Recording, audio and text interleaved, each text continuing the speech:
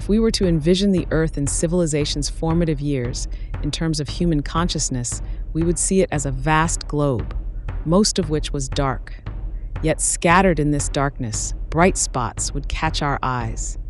Each would denote an area of heightened reflection, the location of the first cities.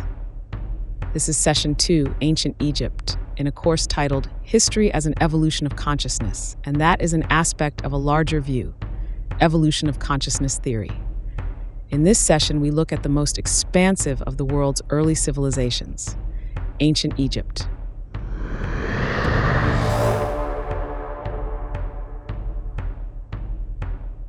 As civilization prospered in early Sumer and Babylon, a civilization greater than any yet to exist rose from a scattering of settlements in the Nile Valley, Ancient Egypt. Our historical account of Ancient Egypt was founded by Manetho, a 3rd century BC Ptolemaic priest, who described early Egyptian life in terms of ruling lineages or dynasties. These we lump into 4 major periods: the early dynastic or archaic period, and the Old, Middle, and New Kingdoms.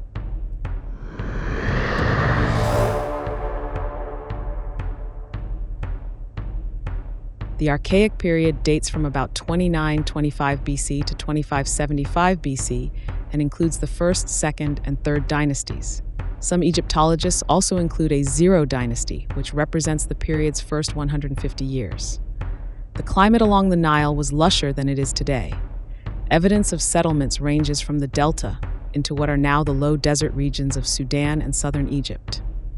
The Archaic period saw the empire under the rule of a line of as many as 30 kings, who at Saqqara and elsewhere built clay block mortuary structures, more sophisticated than older burial mounds and predecessors of the pyramids.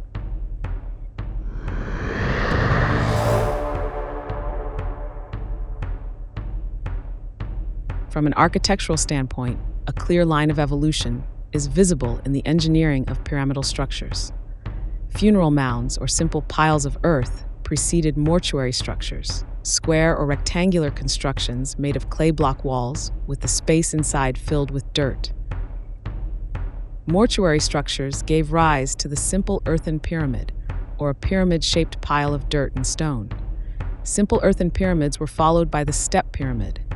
The earliest of these structures were made by filling the space enclosed by stone or clay block walls with dirt, laying one set of filled walls on top of another to create steps. Simple earth-filled step pyramids gave rise to more complex earth-filled step pyramids. In these structures, the fill was contained by walls made from carefully fitted and placed stone blocks. Each tier stepped inward on the layer below. The step pyramid has a distinct construction advantage. Materials for the pyramid's next level can be staged on the level below, and the ramps used to raise the materials can be incorporated into the step and later removed. In effect, the pyramid serves as a ramp, which eliminates the need for massive external constructions. The earth-filled step pyramid gave rise to a more advanced form of the step pyramid, a structure made entirely or almost entirely of stone. In effect, this type of pyramid is a well-laid-out pile of carefully shaped and arranged blocks. The stone step pyramid was followed by a yet more evolved form of the pyramid structure, the smooth-faced pyramid. Like earlier pyramids, the smooth-faced pyramid is built in steps. These steps are then filled in to create smooth faces.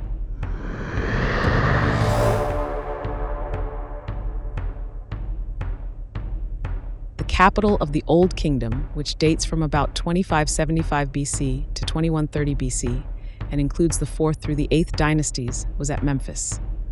Under the rule of absolute monarchs, taken to be gods, the Egyptians built the first monumental stone structures. This development primarily took place along the Nile River and included Djoser's Temple and the Step Pyramid at Saqqara.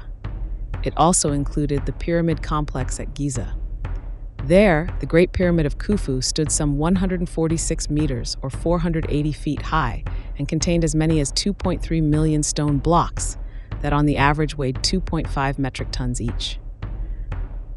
The Egyptians also excelled at painting, sculpture, navigation, bronze work, and jewelry making. They had a functional knowledge of surgery, antiseptics, and the circulatory system. As astronomical observers with a grasp of geometry and arithmetic, they developed the first 365-day calendar. The Old Kingdom ended with a decline in the power of the monarchs and their central bureaucracy, and a re-emergence of city-states.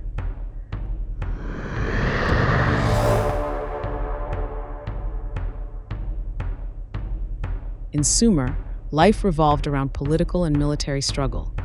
City-states battled one another and outside peoples using primitive chariots and with armies of soldiers clad in copper armor and wielding copper-tipped spears. After the fall of the Third Dynasty of circa 1894 BC, a ruler named Sumobam, who commanded the nomadic Amorite tribe, established the provincial city-state of Babylon as the center of a small kingdom. During the Sixth Amorite dynasty, King Hammurabi, 1792 to 1750 BC, conquered neighboring city-states to make Babylon the capital of a kingdom that spanned southern Mesopotamia and areas of Assyria in what is now northern Iraq. At its height, the city of Babylon is believed to have been the largest in the world, its population estimated to be as high as 200,000 inhabitants. In Hellenic or post-Alexander the Great mythology, the Hanging Gardens of Babylon were considered one of the 7 wonders of the ancient world. In legend, the Hanging Gardens were constructed by Queen Semiramis, who is thought to have ruled Babylon in the 9th century BC. The remains of the city are located in present-day Iraq, about 85 kilometers, or 53 miles, south of Baghdad. No evidence of the Hanging Gardens has been discovered, but at a possible location, a tell, or small hill, of mud brick building debris has been unearthed.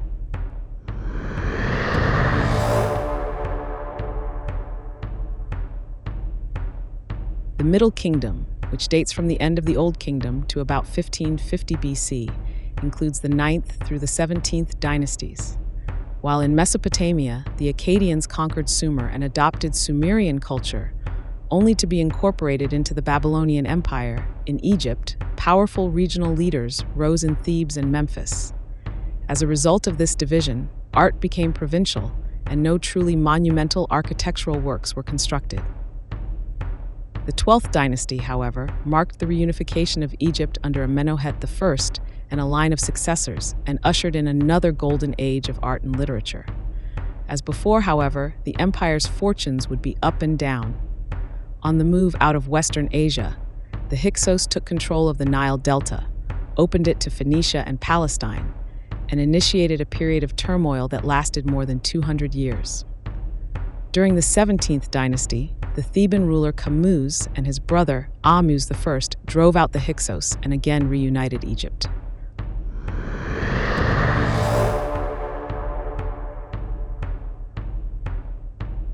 The New Kingdom, which dates from about 1550 BC to 1070 BC, began with the re-establishment of a powerful military and central bureaucracy, and with women gaining influence in Egyptian society, earning such titles as royal wife and royal mother. After Ahmose I, a line of expansionist leaders, including Amenhotep I, Thutmose II, and Amenhotep II, militarily extended Egypt's boundaries, conquering Syria, Palestine, and Nubia, a region in North Africa in present-day Sudan.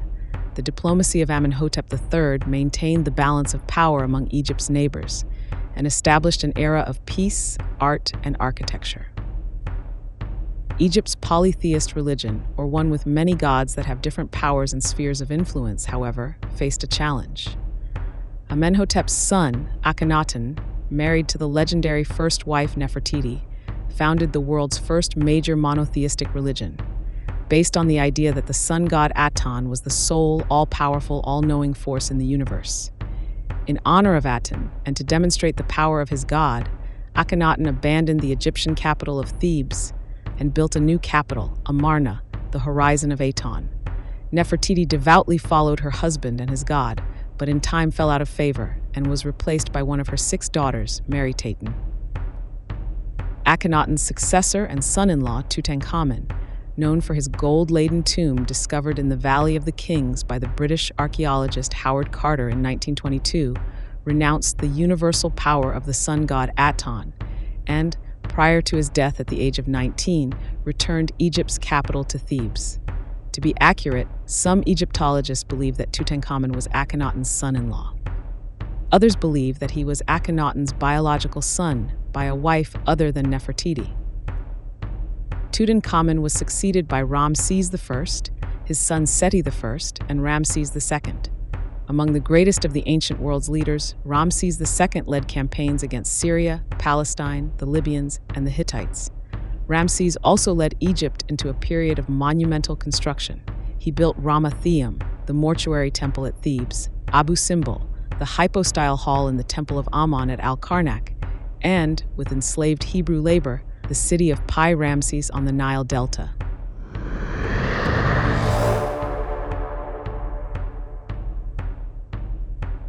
Historians regard ancient Egypt as the world's first multinational state. After the death of Ramses II's successor, Ramses III, however, the empire entered a period of decline that lasted centuries and centered on the loss of regional influence.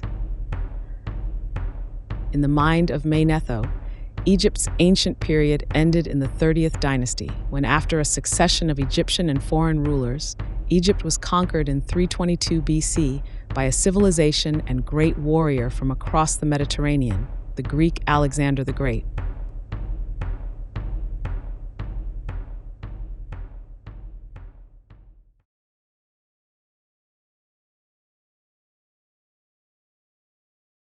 With respect to later religions, what great turn in thought did Akhenaten's obsession with the sun god Aton represent?